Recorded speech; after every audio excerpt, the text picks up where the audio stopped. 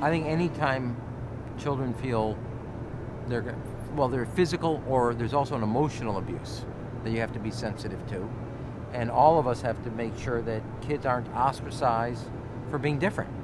And then that leading to violence or other types of also physical and emotional scars that are left. I grew up in Omaha, Nebraska, which is a very conservative state. Nebraska's a very conservative state. I grew up in a very conservative, very Catholic family. And in my high school of 1,500 kids, I didn't know of one single out kid.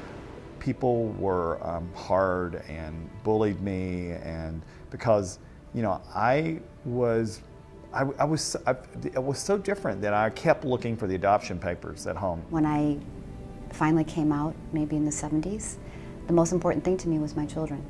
And at that time, gay people were losing custody of their children. And so it's a good message to know that times do change.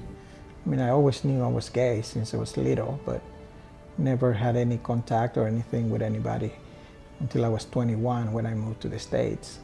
And that was the reason why I came here, because I knew I could be free. I didn't know anybody else gay, never heard of it, it was never talked about, I knew nothing about it. And to see the changes to today on that topic alone.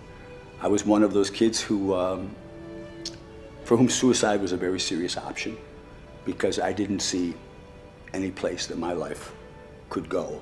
We know that in Chicago, among middle school students, 1 in 3 have experienced bullying. 1 in 4 have seriously thought about killing themselves. This is a serious problem, and the message to this group is that, you know, you're not alone. There are resources available there for you.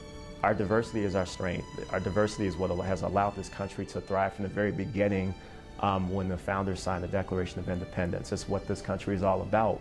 When you look at the challenges trans people had, 20, 30 years ago, I have friends who came out in the 70s and who survived.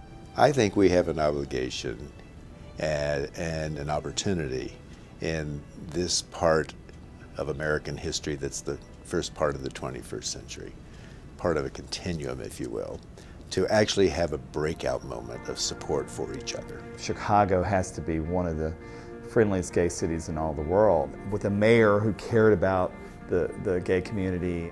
My mother, when we were growing up, was very involved in the civil rights movement.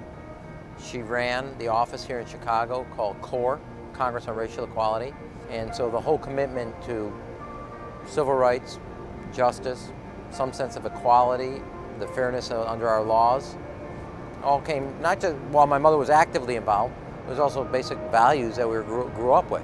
I know that the world is out there, and you have to define that world. Ignore all those negative messages that are always coming at us, and know that we are the change we want to be. When you realize that you are a dignified person with God-given talents, with God-given interests, with God-given ambition, you can do anything that you put your mind to, and all of your individual personality traits are going to make you a lot stronger and are going to actually end up helping you to get to where you want to be. If you look at recent polling, a majority of Americans actually favor recognition for marriage equality. So, which is something that I don't think any of us would have dreamed would have come so fast. But it does get better. It goes better because of every generation that preceded our own, and it will get better for every generation that follows ours, because we work on it every day. We make it better ourselves. We are light years from where we were, but our work is not done. It gets better. It really does get better. It gets better. It gets better. It gets better.